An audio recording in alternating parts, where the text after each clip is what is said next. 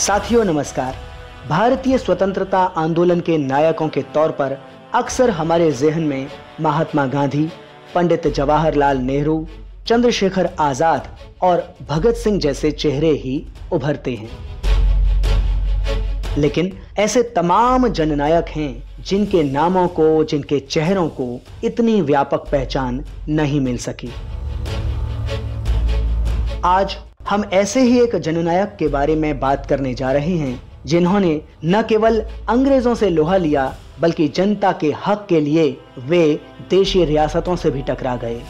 उत्तराखंड के महान स्वतंत्रता सेनानी श्रीदेव सुमन की यह कहानी हमें यह भी बताती है कि जनता पर जुल्म करने, आंदोलनकारियों का खून चूसने में, उन्हें यातना देने में देशी रियासतें अंग्रेजी हुकूमत से किसी भी स्तर पर कम नहीं थी। तो चलिए आज के इस कार्यक्रम में सुनते हैं महान स्वतंत्रता सेनानी श्रीदेव सुमन की कहानी। इस कहानी को लिखा है रामनगर उत्तराखंड के सामाजिक कार्यकर्ता मुनीश कुमार ने और आवाज है मेरी यानी सौरभ इंसान की। श्रीदेव सुमन का नाम देश के इतिहास में स्वर्णाक्षरों में दर्ज है। त्याग व संघर्ष की मिसाल श्रीदेव सुमन से देशवासी बहुत कम परिचित हैं। श्रीदेव सुमन द्वारा टिहरी रियासत के खिलाफ किए गए संघर्ष ने टिहरी रियासत की चूलें हिला दी थीं। वे वास्तविक अर्थों में अहिंसावादी स्वतंत्रता सेनानी थे। उन्होंने टिहरी जेल में एक बार नहीं बल्कि 2 बार आमरण अनशन किया। दूसरी बार 84 दिनों तक जेल के भीतर आमरण अनशन करते हुए श्रीदेव सुमन ने 25 जुलाई 1944 को अपने प्राण त्याग दिए, परंतु टिहरी के राजा के सामने हार नहीं मानी और मरते दम तक अपना संघर्ष जारी रखा। आजादी से पूर्व टिहरी राज्य की जनता न केवल अंग्रेजी हुकूमत बल्कि टिहरी की राजशाही से भी बुरी तरह त्रस्त थी। बद्रीनाथ का अवतार माने जाने वाली टिहरी रियासत के राजाओं के राज में जनता के लिए स्कूल, पेयजल व रोजगार आदि की बेहद कमी थी। शराब की भट्टियां अत्यधिक मात्रा में खुली हुई थीं। एकमात्र इंटर कॉलेज टिहरी में था जिसमें राजा के कृपा पात्र बच्चे ही भर्ती हो सकते थे। टिहरी में सभा करने व भाषण देने पर भी पाबंदी थी। टिहरी के शासक राजाओं के अत्याचारों के बारे में जनता को बहुत कम बताया गया है।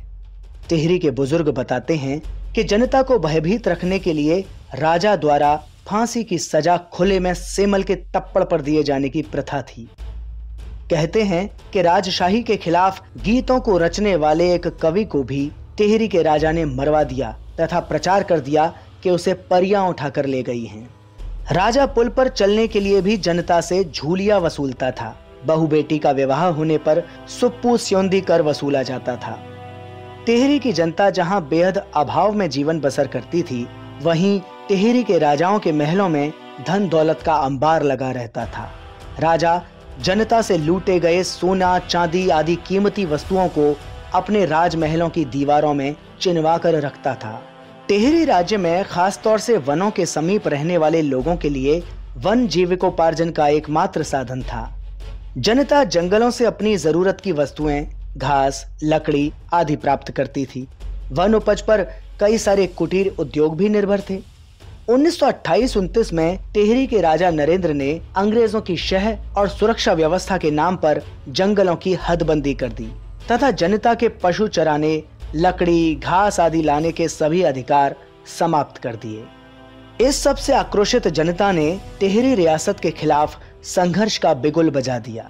उस संघर्ष को कुचलने के लिए राजा की फौज ने 30 मई 1930 को रवाई परगना के अंतर्गत तिलाड़ी के मैदान में वार्ता के लिए एकत्र निहत्थे आंदोलनकारियों पर गोलियों की बौछार कर दी, जिसमें दर्जनों लोग शहीद हुए। जान बचाने के लिए लोग यमुना नदी में कूदे। यमुना का पानी भी शहीदों के रक्त से लाल हो गया। टिहरी के लोग इसे टिहरी के जलियांवाला बाग कांड के नाम से जानते हैं। 1938 में कांग्रेस के गुजरात के हरिपुर अधिवेशन में निर्णय लिया गया कि देशी राज्य की प्रजा अपने प्रजामंडलों द्वारा अपने अधिकारों के लिए संघर्ष करेगी। 23 जनवरी 1939 को देहरादून में टिहरी राज्य प्रजामंडल की स्थापना की गई। श्रीदेव सुमन को इसकी कमान सौंपकर सचिव बनाया गया। प्रजामंडल ने राजा के सामने पौन टोंटी कर खत्म किए जाए, बड़ा बेगार बंद किया जाए तथा राज्य में उत्तरदायी शासन स्थापित किया जाए इत्यादि मांगें रखीं। परंतु राजा नरेंद्र देव ने प्रजामंडल की मांगों को मानने की जगह आंदोलन के दमन का तरीका अख्तियार किया। 1942 में देश में अंग्रेजों के खिलाफ भारत छोड़ो आंदोलन शुरू हो गया। इसका असर टिहरी की जनता पर भी था। जनता इस आंदोलन में बढ़ चढ़कर भागीदारी करने लगी। देश के राजे रजवाड़े अंग्रेजों के दलाल थे। वे अंग्रेजों के दमन में हर समय उनके साथ थे। 29 अगस्त 1942 को श्रीदेव सुमन जैसे ही देवप्रयाग पहुंचे, उन्हें गिरफ्तार कर जेल भेज दिया गया। कुछ दिन मुनि की रेती व देहरादून जेल में रखने के बाद उन्हें आगरा जेल में 15 महीनों तक नजरबंद रखा गया। नवंबर 1943 में श्रीदेव सुमन को रिहा किया गया। जेल से रिहा होने के बाद श्रीदेव सुमन चुप नहीं बैठे। उन्होंने अंग्रेजी हुकूमत व राजशाही के खिलाफ संघर्ष जारी रखा। 30 दिसंबर को श्रीदेव सुमन को पुनः गिरफ्तार कर टिहरी जेल भेज दिया गया। टिहरी जेल कैदियों को यातनाएं देने के लिए बेहद कुख्यात थी। श्रीदेव सुमन को लोहे की भारी जंजीरों से जकड़कर टिहरी जेल के वार्ड नंबर 8 में बंद कर दिया गया। वहां उन्हें तरह तरह की यातनाएं दी गईं। जिस फर्श पर वे सोते थे उसे गीला कर दिया जाता। उनके खाने की रोटियों में भूसा और रेत मिला दिया जाता और उन पर माफी मांगने के लिए दबाव बनाया जाता। प्रजामंडल का संचालक होने के नाते उन पर टिहरी शासन के खिलाफ घृणा, द्वेष व विद्रोह फैलाने का अभियोग चलाया गया। उनके खिलाफ झूठे गवाह पेश कर उन्हें दफा 124 अ के तहत 2 वर्ष की कैद तथा 200 रुपए जुर्माने का दंड दिया गया। श्रीदेव सुमन ने जेल प्रशासन से प्रजामंडल को पंजीकृत करवाने व अपने लिए कपड़े और किताबें आदि उपलब्ध कराए जाने की मांग को लेकर जेल के भीतर अनशन प्रारंभ कर दिया। अनशन को 21 दिन बीत जाने पर जेल प्रशासन ने आश्वासन दिया कि शीघ्र ही उच्च अधिकारियों से वार्ता कर उनकी मांगों का समाधान किया जाएगा। परंतु जेल प्रशासन का आश्वासन झूठा निकला। उनकी मांगों पर कार्यवाही करने की जगह जेल प्रशासन ने उनके साथ सख्त रवैया अख्तियार कर लिया। उन्हें कागज कलम की जगह बेंतों की मार पड़ने लगी। उन्होंने निर्भीकता के साथ कहा कि मेरी ये 3 मांगें महाराज तक पहुंचा दो, अन्यथा 15 दिनों के बाद मुझे जेल के भीतर फिर से आमरण अनशन प्रारंभ करना पड़ेगा। श्रीदेव सुमन की मांग थी कि प्रजामंडल को पंजीकृत कर उसे राज्य में जनसेवा करने की पूरी छूट दी जाए, उनके मुकदमे की सुनवाई स्वयं महाराज के द्वारा की जाए तथा उन्हें जेल से बाहर पत्र व्यवहार करने की छूट दी जाए। उनके उक्त मांगों पर कोई भी सुनवाई नहीं हुई। 3 मई 1944 को टिहरी जेल में श्रीदेव सुमन ने अपना ऐतिहासिक आमरण अनशन प्रारंभ कर दिया। उनका अनशन तोड़ने के लिए उनका मुंह सड़ासी से जबरन खोलने की कोशिश की जाती। उनकी नियमित पिटाई कर उनके पैरों में बेड़ियां डाल दी गईं। अनशन के दौरान जेल के भीतर कई बार मजिस्ट्रेट, डॉक्टर व जेल मंत्री ने श्रीदेव सुमन से अनशन तोड़ने की अपील की। अनशन के 48वें दिन राज्य के जेल मंत्री डॉक्टर बैलीराम ने जेल में आकर उनसे अनशन तोड़ने की अपील की तथा आश्वासन दिया कि वे महाराज से मिलकर स्वयं उनकी मांगों को मंजूर करवाने का प्रयास करेंगे। श्रीदेव सुमन पहले भी झूठे आश्वासन में आकर अनशन तोड़ चुके थे, लेकिन इस बार वे अपने निर्णय पर अटल रहे और मांगे माने जाने के बगैर अनशन समाप्त करने से इनकार कर दिया। श्रीदेव सुमन दिल में देश प्रेम का जज्बा लिए टिहरी जेल में तिल तिल कर अपना शरीर नष्ट कर रहे थे, परंतु टिहरी राजशाही उनकी मांगों पर विचार करने की जगह झूठी खबर का प्रचार कर रही थी कि श्रीदेव सुमन ने अनशन तोड़ दिया है। डॉक्टर बेलीराम 4 जुलाई को पुनः टिहरी जेल गए तथा श्रीदेव सुमन को आश्वासन दिया कि 4 अगस्त को उन्हें महाराज के जन्मदिन पर रिहा कर दिया जाएगा, अतः वे अनशन तोड़ दें।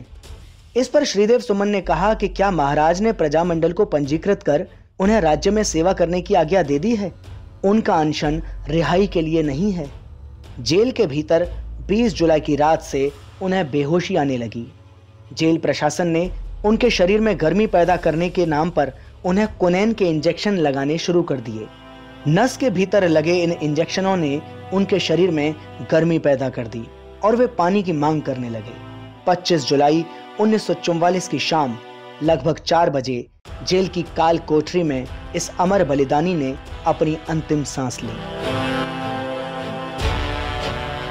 उनकी मृत्यु की खबर किसी को दिए बगैर ही श्रीदेव सुमन का पार्थिव शरीर बोरे में बंद कर राजशाही द्वारा भिलंगना नदी में इस उम्मीद के साथ फेंक दिया गया कि इस आवाज के गुम हो जाने के बाद क्रूर राजशाही व अंग्रेजी हुकूमत के खिलाफ अब कोई बोलने की जरूरत भी नहीं करेगा। श्रीदेव सुमन का नाम भगत सिंह के साथी यतीन्द्र नाथ के साथ अमर हो गया।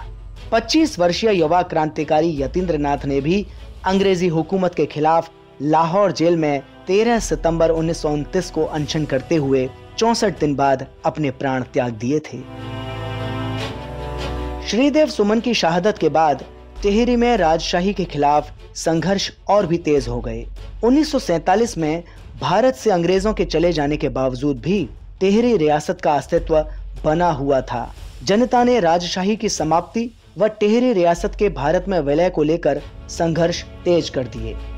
11 जनवरी 1948 में राजा मानवेंद्र शाह ने अलकनंदा नदी के तट पर बसे कीर्ति नगर में आंदोलनकारियों पर गोलियां चलवाईं, जिसमें नागेंद्र सकलानी व भोलू भरदारी शहीद हो गए। उस घटना ने आग में घी का काम किया। जनता के संघर्ष के आगे राजा को शासन चलाना मुश्किल हो गया। अंत में अगस्त 1949 में टिहरी का भारत में विलय कर दिया गया।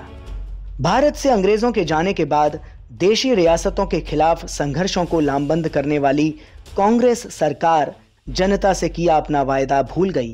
राजाओं राजे रजवाड़ों की संपत्ति जब्त कर उन पर जनता के दमन, शोषण व हत्या जैसे अपराधों का मुकदमा चलाने की जगह उन्हें आजाद भारत के नए शासन में भी शासक ही बनाए रखा गया।